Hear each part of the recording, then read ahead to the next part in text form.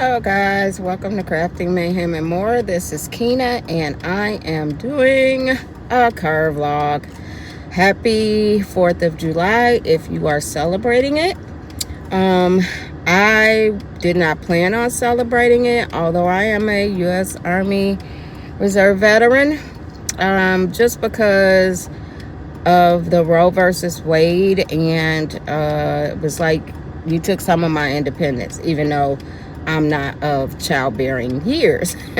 That being said, I'm on my way to work, and I was gonna work it anyway, but they got me, y'all. They got me. There have been no managers over this holiday weekend aside from me, and of course you get emissions and things go wrong. And it's not things going wrong, it's I'm not gonna say a needy family or anything, but families that require special attention.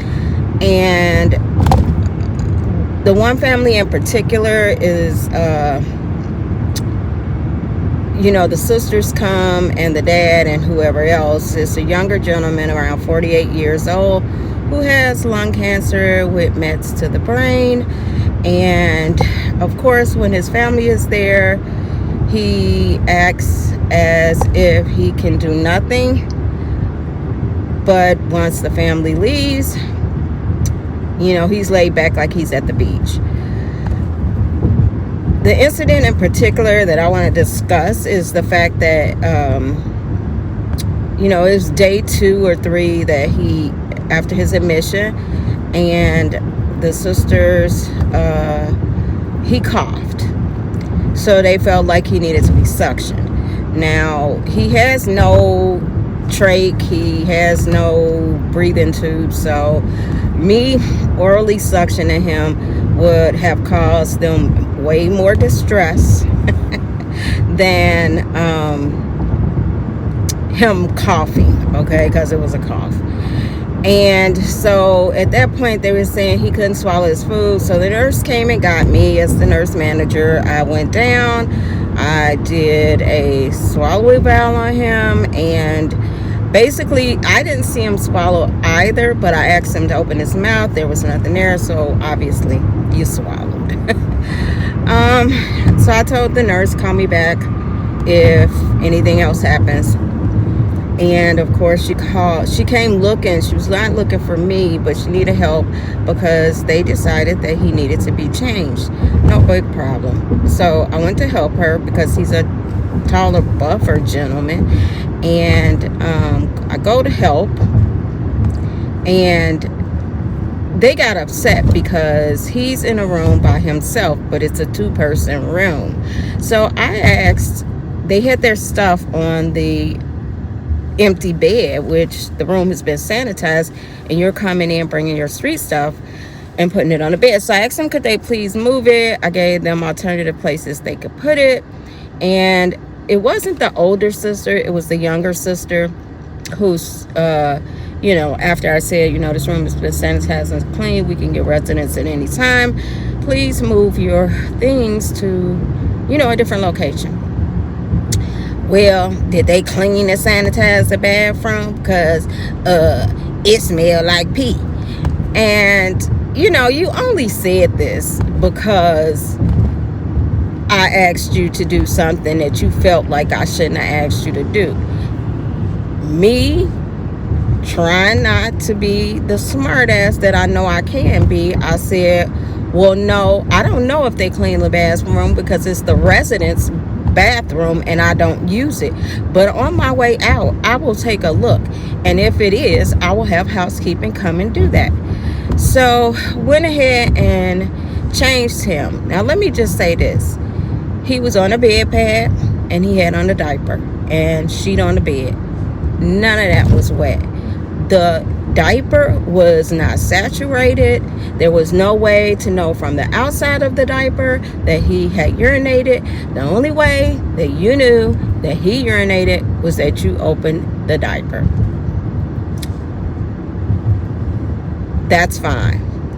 All I got to say is Had my brother still been alive and he was in a situation where he was in a nursing home, had I had the balls, okay, to open a man's diaper because to see if he was wet, at that point, the only way for me to save face with my brother was to go ahead and change him myself. So as I'm processing that information, once we're trying to change him, we're trying to turn him and he's fighting, and I'm asking him not to fight. He's making the job harder. So we get him over after some effort, and this ninja grabs my breast. So I said, I'm going to need you to let my breast go, because if you do not, this ends now. And I said it like that, and I said it in that tone. And the younger sister behind the curtain says, well, he's still gonna need his diaper changed. I said, if he grabs my breast again, he will not be getting it changed by me. It will end now. And she didn't say anything else. I don't know if the older sister grabbed her or not, but come to find out, I didn't write an incident report, but I am, because I go into work the next morning.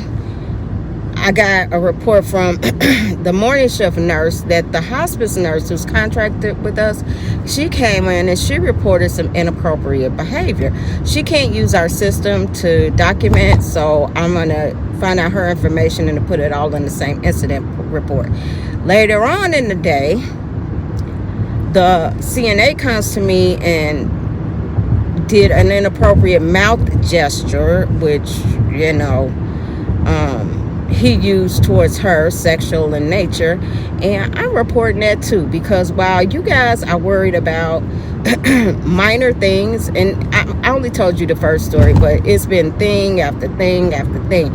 Did he get his meds? Yes, ma'am. I started 3 to 11, but I'm sure that the 7 to 3 staff gave him all his scheduled meds.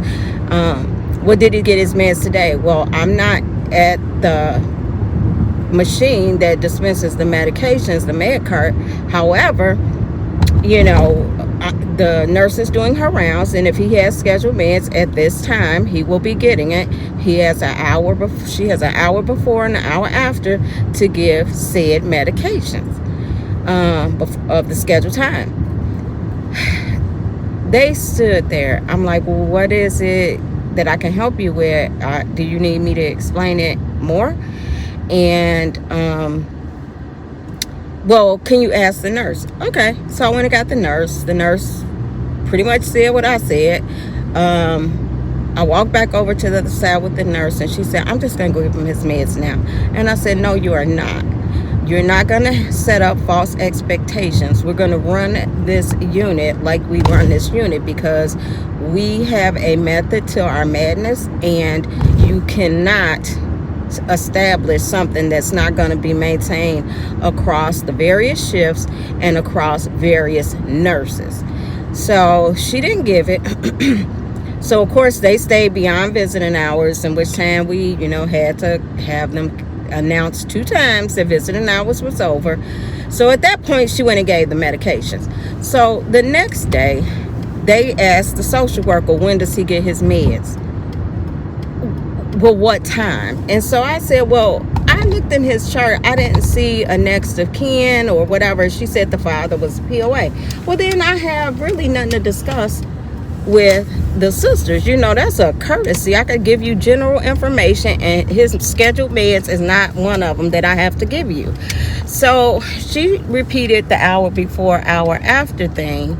And I told the nurse that they had asked and that they wanted to speak to him. So he had 8 o'clock and a 9 o'clock med. I said, tell him 9 o'clock. Because if you say 8 o'clock, they're going to expect you to be there at 8 o'clock and 10 seconds. However, you have more patients here that need medications. Now, today, I have decided that if they ask any, what I would call minute details like that, I am going to explain to them that what they're asking, or I'm going to ask what their expectations are, because I'm thinking that your expectations are that of an acute care hospital. This is not that.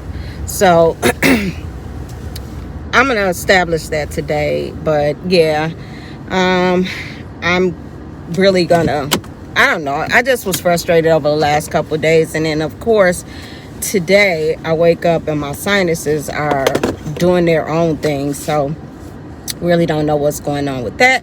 But you guys made my drive to work 30 minutes early pleasurable. I'll see you guys in the next car vlog. Have fun on the 4th of July. Oh, like and subscribe. Thank you. Bye bye.